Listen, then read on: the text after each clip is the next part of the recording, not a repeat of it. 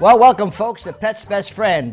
My good friend, Dr. Inayat Kathio, is here, and we're going to have an interesting show for you today. But before we start going into the show, we're very happy to have not only my good friend, Dr. Inayat Kathio, but Congressman Lou Barletta be the first segment of the show. Now, you do know that Dr. Kathio, besides being one of the best veterinarians in the country, he is an honorary consul of the Pakistan government and head of the mission of Pakistan Consulate, and does a lot for our country.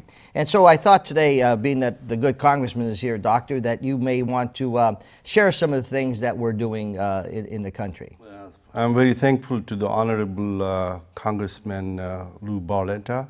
I know him for at least 2 decades, and he's doing a great thing for the community, and he has put a great mark in US Congress. And Congressman, I would, if you allow me, I can talk to you about the current affairs that's going on in the Congress. The U.S. has been very kind to us, is giving us F-16 Lockheed fighter jets, and 8 of them. And there were some resistance in the Congress, especially from those congressmen. They have a caucus from our neighbor countries. Senator Kerry and Obama administration and the Pentagon has been very favorable and very understanding that the region that Pakistan is, there is great insurgency, there is a terrorism, there are terrorists. They are going to destabilize the region, and they are going to recruit some more regions. That the F-16 fighters, are very, they do the very precision air strikes, and that is really needed for Pakistan. The people, some of the congressmen, they are putting roadblocks for them. What would you what would you tell them? Well, I would tell them that it's very important now more than ever that we help our allies and those as we look to put a coalition of countries together to fight terrorism, because we can't fight this alone. And the only way we're able to do that is, as you say, is to help other countries help us. And one of the ways is the F-16 fighter, which is obviously, ISIS, we have a common enemy in the world right now where we need to bring countries together, we need to bring our allies and let our allies know that we will stand behind them. And that's, I think it's very important for the American people to know that the only way we're going to eliminate terrorism in this world from our lives, because they're not going to stop. Their goal is a caliphate, which means that they're going to keep going until they kill everyone who does not believe as they do, which means that we can't stop, and we can't do it alone. And the only way we can do it is by making those kind of relationships with other countries who will help us in our goal of eliminating terrorism from the world. Yeah, Pakistan's military have decisively won war on the terrorism, and their operation was very much successful. In order to be making it more successful, the F-16 will be beneficial to root out those people, and the F-16s can be used to do several functions, not only to just find the enemy and kill them, but they can be used in the night operations for monitoring the combat, battlefield communications, and border security, which is very much important, and maritime, and so on. Well, especially with Afghanistan and Taliban, and all the great work that our military did in Afghanistan is to make sure that we don't let this just grow back again, like a cancer that will just continue to grow again. And one of the ways to do that is to, rely on allies like Pakistan and allow them to help us. Thank you very much. It was very surprising. One of the neighbor country that called American envoy Richard Verma, and the country, said to go show our displeasure to America. I think that was very surprising to us. But Pakistan is very open to have a relationship with our neighboring countries, especially with India and Afghanistan. And I think the India should cash on to that opportunity because Pakistan has been very open. We have an opportunity to grow our relationship with India through energy. You know, rather than have all of these countries relying on Iran and countries who, you know, sponsor terrorism, allowed American energy to be a connector that keeps us together as countries and build a coalition through trade or through helping with the military. Yeah, we have a Prime Minister Nawaz Sharif. He is he's doing fantastic job, you know, developing diplomatic relationships and enhancing the diplomatic relationships and the trade with the US and other countries. And we have a great ambassador in Washington, D.C., His Excellency Jalil Abbas Jilani, who has been a career diplomat. So when you have a career diplomat in the embassy, you know, they can do the great analysis and great assessment and cement the relationship between the two countries, especially in the U.S. and Pakistan. And I'm very grateful to America that they have accepted me as a citizen, and the local community has been very kind to me. They do not differentiate whether I was born here or whether I was born in Pakistan. I wish people in the world, they learn from America, you know, be open and be a visionary and be a kind.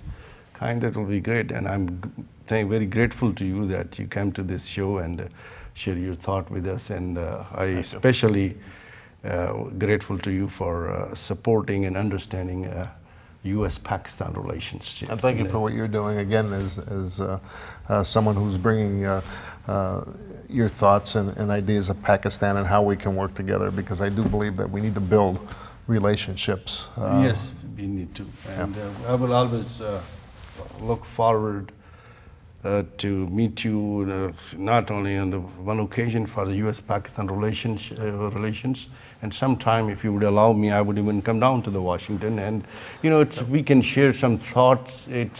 There's a G to G connection, but there should be like a P to G connection, from public to G connection or something, so we can understand. So there are many avenues to explore and analyze the situation, and there will be good understanding about it. We'll make sure that happens. Okay, thank you very much. You're welcome. Thank you. Know, it's interesting you're having this conversation, and we talk about communication, Congressman, and how important it is to communicate. And once you can sit down and communicate, a lot of things happen. And Inayat Kathio here, Dr. Kathio, has he sponsors a lot of veterinarian hospitals in Pakistan out of his own money. Travels all over the world teaching people to protect animals, and I know you're a great friend of the animals, etc., of protecting them. But it's good, and he's very active. I'm very happy to say. I remember, you know, Truman said, "The more people I meet, the more I like my dog." Yeah, isn't it true? Yeah. Well, you have a dog, right? I do. Yeah. Comes to work with me every day. Yeah, that's right. Was he awarded something in Washington? Well, yeah, cutest dog on the hill. Yeah, no, but the cutest dog in the hill is my dog Gucci, right, Dr. Kathio? Yes. Okay. Thank you. Folks, you're watching, believe it or not, Pet's Best Friend. We cover everything here, but we have an exciting show for you today. Doctor's going to once again inform you of some interesting things, and we'll do that right after this break.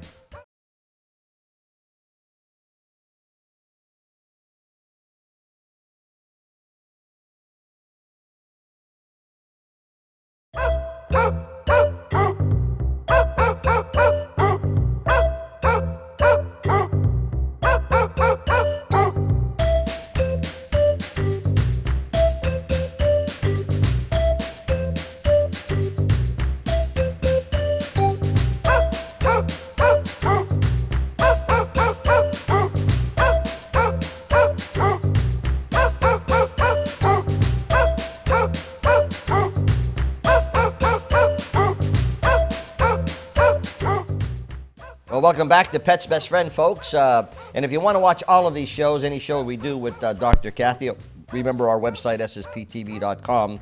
My email is sam@ssptv.com. You can also go to Dr. Kathio's website. Anyway, it was very nice that Congressman joined us today, wasn't it, It Congressman was Barletta? very nice of him, very kind of him, and we were honored. And it was great pleasure to talk to him. He was very supportive to Pakistan, and he was very supportive to ally of USA, which is Pakistan. And I'm very thankful to Secretary Kerry, because he's been fighting in Congress for F-16, Fighter 16 for Pakistan. I'm very grateful to the U.S. Department of State and so on. Well, And we'll talk about animals now. Yeah. All right. So what do we, folks? Just so you know, what you're going to be seeing is a little graphic. So, but things are, you know, he performs surgeries, etc. So I want to warn you that they're going to be a little graphic. So, good doctor, tell us what we're looking at or what we're talking Okay, about. the most of the graphics I have taken out so the people don't see it or something. Look at this cat is shaking and doesn't know where she is, blind. What has happened here that this cat had fleas, and people went and picked up things on the shelf and then applied to the cat. And when they brought the packet to me, I saw that the product was for the dog, not for the cat. So it was a higher dose, and this cat received a higher toxic dose, and going through the tremors and the neuromuscular problems. Now this is a job for me to fix him, and you can see after hospitalizing him, and the cat is back to normal. This one we are looking at is a third eyelid. The dog have third eyelid, and there's a gland, and that has been swollen up, and it has prolapsed. There are two way to fix this problem. You can do the laser surgery, or you can do put this one back and stitch it up. This dog came to me with quite sure aggressive thing on the third eyelid, which is called cherry eye. Usually it is normally, you know, it is inherited from the parents, and I see them most in the Beagle, Shar-Pei, English Bulldog, Cocker Spaniels. So this is very common in that breed. With the laser technology, this dog came to me and went home within an hour and a half with the surgery. No bandage, no stitches, and you can see on the TV, the dog is just waking up from the anesthesia, but thing looks great. Yeah, It looks great within hour and a half. Things look good. Wow. I did better job on this dog than some ophthalmologist did this job on my eyes. Yeah. Well. Okay. We won't go there. Yeah. What else do we have, Sammy? Okay, look at this cat, been sick for years. Oh my God. And this cat came to me, and by the time it came to me, it was on the end stage. And this cat had all kind of treatments and everything, and this cat is quite old, senior cat. Came to me, there was a loss of the muscle mass, there was a loss of body fat, and everything was worn off, and was pale and was kind of jaundiced. And I looked at the cat, I palpated the things around, and I had an idea what it was. It was a very simple thing to do to find out what was wrong with it. I took a drop of blood smear and put it under the microscope, and I looked at it and a blood parasite. It's a bacterial blood parasite called Mycoplasma, and Hembartonella phyllis is the name for this disease. And it's easily curable. Once you do the proper diagnosis, you put them on certain medications, and it is easily treated, but it's very common in Pakistan. Mm-hmm. Yeah, and it is transmitted through the like insects, fleas, and ticks. These are the vectors that transmit the disease to animals. So when your animal has a fleas or ticks, You have to look beyond that. Instead, instead of giving a bath, that's a good thing. Flea bath, good thing. Application, good thing. Removing the tick, good thing. Some people just burn the tick and they think that animal will be okay, but they can transmit many parasites and also tapeworms.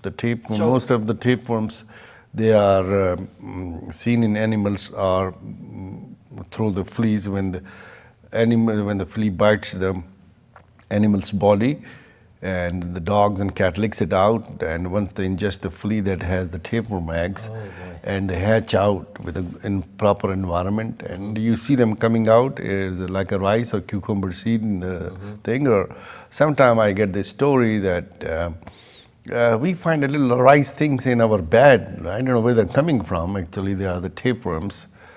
They are transmitted by fleas. Wow. You have a question? No, how do you checking your animals? I mean, like, to know, especially if the animals are running around outside or whatever, how do you go about checking them? Like you would know, the animal will show the signs. Okay, if they have a flea, they will start licking and excessive grooming. So that's one sign. Another thing, if you pet the animal on the back, especially the cat, if they're allergic to it, you'll find many bumps on the head, on the neck, on the back, or you will see the sign of the hair loss, just like myself. Maybe I have some. Maybe you have some. Yeah. So I mean, you can detect it, right? Yeah, easily detected. Or sometimes we ask people to bring the stool sample. You do not see adult worm, but we can identify the worms by looking fecal sample under the microscope, and they are identified according to the shape of their eggs. Folks, I'm talking to Dr. Inayat Kathio. You can always contact him at 570-655-2412. That's 655-2412. The good doctor is here, and when we come back, we got some more to talk about. Stay with us.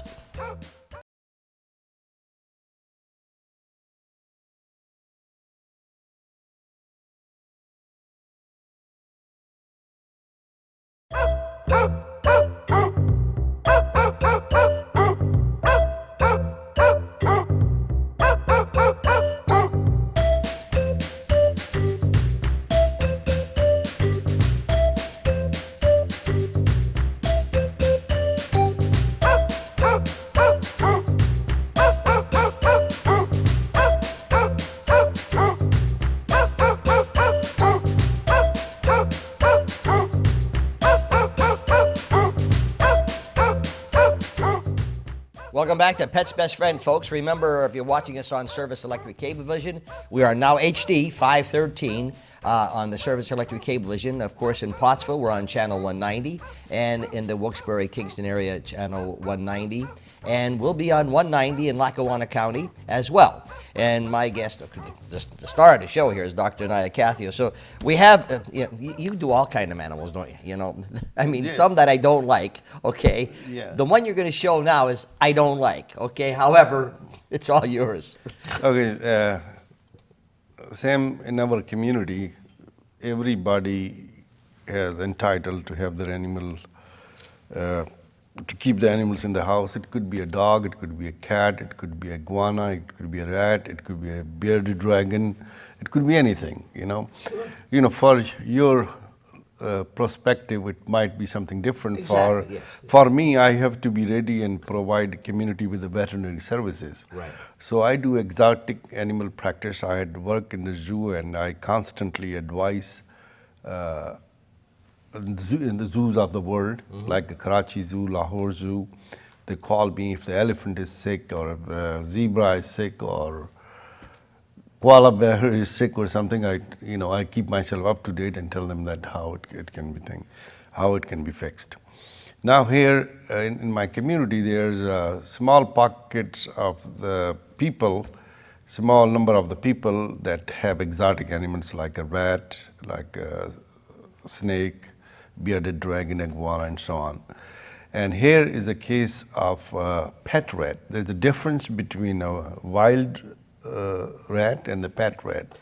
Pet rat is easily associated with the people, recognizes the owner, express the love and pleasure, and very, very joyful. And they are very neat and very clean animals. Wow. They live very short life, like 2 to 3 years. And within 2 to 3 years, they develop tumors. It's uncommon for the rat to develop tumors.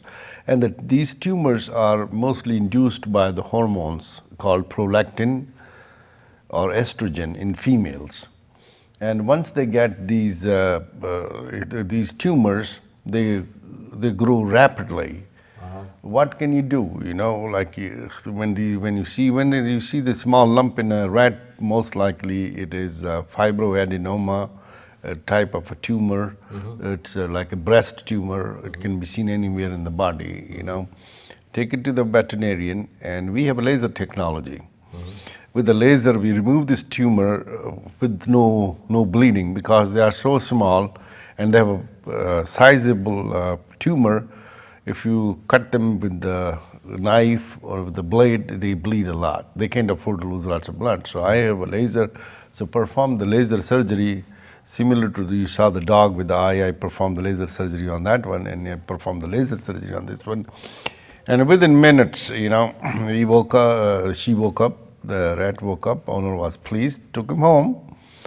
And you saw the staples in there. I don't put the stitches because the teeth are very sharp and they can rip the sutures apart. So I put the staples on them after I removed the tumor. And the rat did pretty well, and owner is very happy. And it's quite sizable, you know. Yes, they are. Yeah. It's quite sizable in the small rat. Yep, okay, so you took them off with the laser. Now this is after? This is after. And wow. This is like 10 to 14 days later, you can wow. see. Yeah, yeah. The hair grew back. Yeah. So actually this is a pet rat. Pet rat, yeah. Yeah, It's okay. a pet rat, yeah. And you said they're clean? Very clean, very wow, clean, very clean. Interesting. Yeah. Very clean. All right, we got about a minute and a half left. What should people be doing now that the spring, summer is coming? What should we be doing for our animals? Yeah, the spring and summers are coming. First of all, the animal will be going outdoors, so make sure they are monitored, they are not hit by a car. And when the animals are outside, they can catch any type of diseases, so make sure they're up to date with the vaccinations. And some people will be taking animals in the parks, so they have to be checked for the parasites, so they're not doing parasite. And the swimming pools will be, you know, will be there. Sometimes the animals can drown, not all the time. And on summer, make sure that if you have long hair animals, and especially keeping them outside in the heat or sun, so make sure clip them down. It will be easier for him, and make sure the water is available. And if you put your animals in the car, make sure the windows are not totally closed.